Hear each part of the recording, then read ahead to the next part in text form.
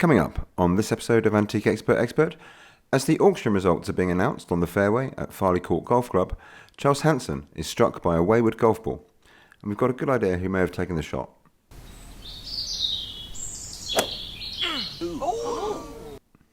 BBC producers warn JP that he needs to work on his fake television smile as it's unsettling some of the contestants.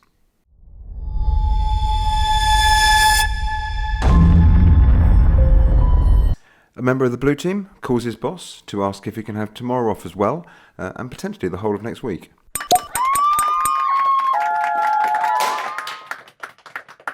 And of course we'll be finding out who topped the most episode wins chart for Bargain Hunt Series 41. All that and more on episode 6 of Antique Expert. We like to have a lot of fun on the show. And for insurance purposes, it's £8,500. £400. 220, going twice, got a quick as wide net. Dead man walking!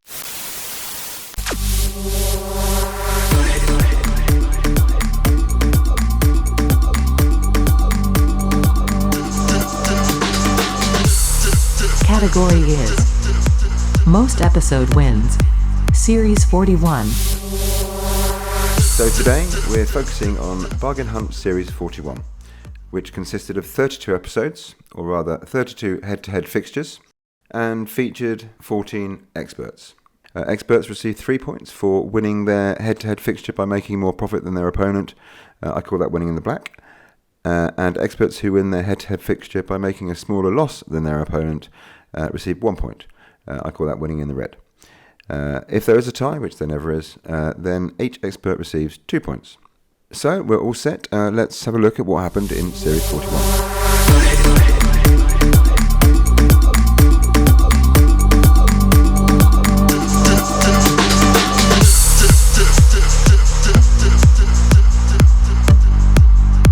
So, the opening fixture of the series saw veteran Mark Stacey, who's been with Bargain Hunt since the outset, take on Natasha Raskin-Sharp, who probably wasn't even born at the outset. No, she was.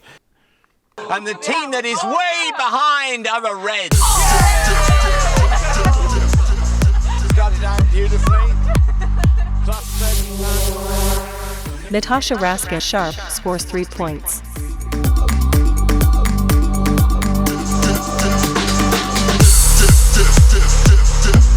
So the second episode of Season 41 was also between Mark Stacey and Natasha Raskin-Sharp, which they don't normally do. They tend to mix it up a bit, but in this instance they actually had 4 consecutive bouts between Natasha and Mark, and they came back strongly in the second fixture.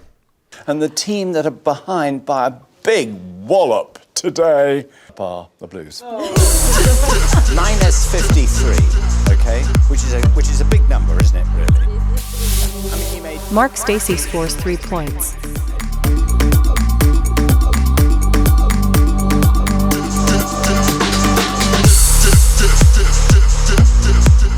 Episode 3 was also between Mark Stacey and Natasha Raskin-Sharp, so it was 1-1 going into episode 3, and this time it was Mark who finished on top.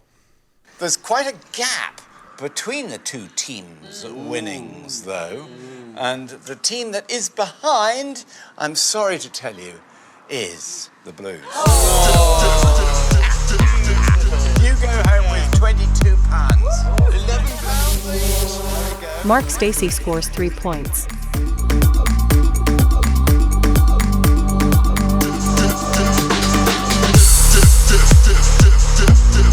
Episode 4 was the fourth of the 4 fixtures between Natasha and Mark Stacey, and Natasha came back strongly to level it up at 2-2. I've known some gaps between the teams, but this is a gap to beat all gaps. And the lower end of the gap sits with the Reds. £90 you're down the drain. That is something else, isn't it? Natasha Raskin-Sharp scores 3 points.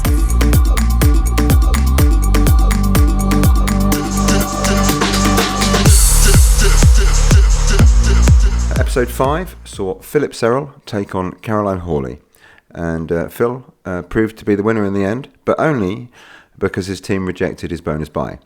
Had they gone with the bonus buy, the scores would have been level.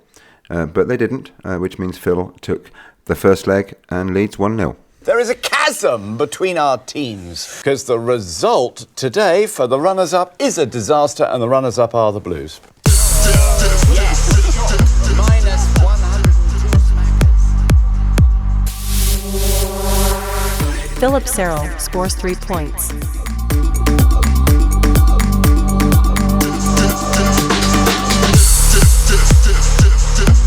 Episode 6 was a new pairing. It was David Harper versus Anita Manning, or should I say David versus Goliath. And as the form book suggested, Anita took that episode quite convincingly to lead 1-0.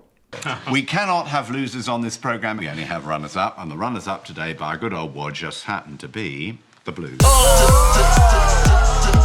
bad luck, Blues. You made Anita Manning scores 3 points.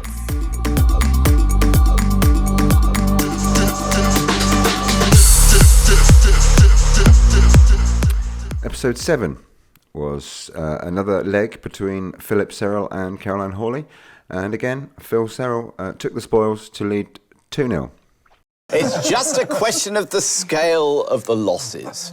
And I'm afraid the team today, which has substantially more losses than even the other team today, are the Blues.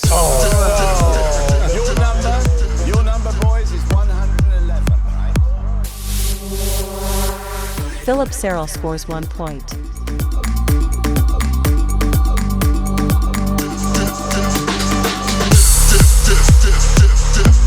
They say that insanity is doing the same thing over and over and expecting a different result. And nothing that happened in episode 8 proved that to be anything other than true. Episode 8 was the second in the sequence of fixtures between Anita Manning and David Harper, but the result proved the same, even though both teams did make a profit. And the team today that are the runners-up are the Blues. Which is so bad luck.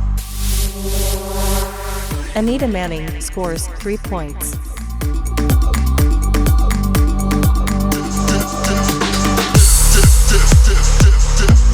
Episode 9 was the final instalment in the series of Mark Stacey versus Natasha Raskin-Sharp fixtures, and Mark finished in the black and Natasha finished in the red, meaning that Mark took the series 3-2. Anyway, the team today that are running up by a good old wodge are the Blues. Bad luck, Blues. I mean, you entered into the spirit. You certainly did. Mark Stacey scores 3 points.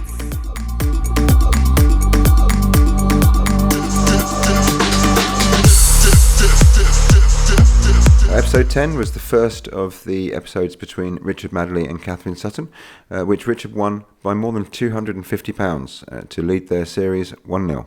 There is a chasm between our teams today, and the runners-up by a good old lump are the Reds. Poor us, she says. I mean, you're £30. Richard Madeley scores 3 points.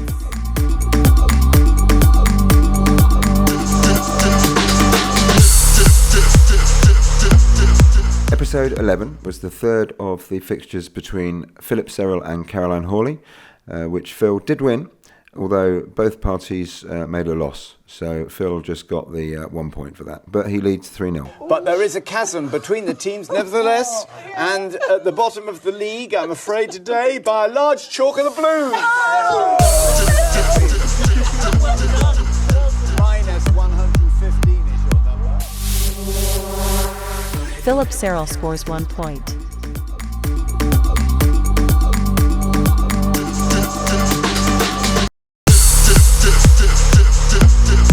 In episode 12, Catherine Sutton took on Richard Madeley again, and both of them made a profit, and Catherine made more profit. So she came back to tie their sort of mini-series 1-1. And the team that are runners-up, who managed to go home with cash, nevertheless, are the Blues.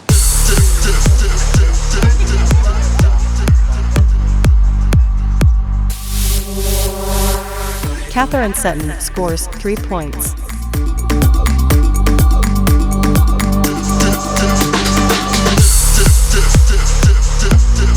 Episode 13 was again between Caroline Hawley and Phil Serrell, and again, neither of them was able to make a profit, but at least Caroline's loss was smaller than Phil's. So she finished their mini-series by losing 3-1. Nobody's made any profits. Okay, in fact, one team's made a shocking great loss, and the team that has made the shocking great loss are the Reds.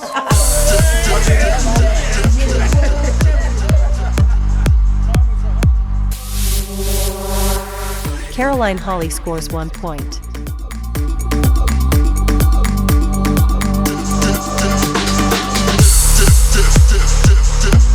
Episode 14 was the first of the Battle of the Charleses, Charles Ross versus Charles Hanson, and Charles Ross was the first to draw blood to lead their mini-series 1-0. We have no losers anymore, but I'm afraid we do have runners-up, and the runners-up today by a fair old chalk are the Reds. Started off so beautifully with your... Charlie Ross scores 3 points.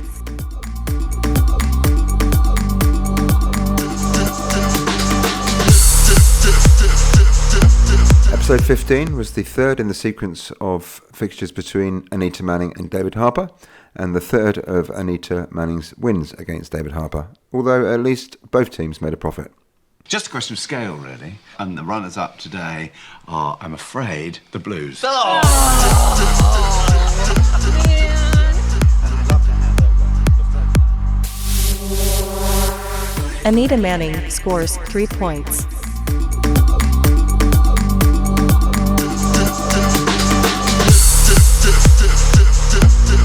Episode 16 was the first of the sequence of fixtures between Jonathan Pratt and Kate Bliss, which Kate Bliss won, but mainly because of a piece of incompetent auctioneering, which saw the auctioneer basically give away an item bought by JP for next to nothing.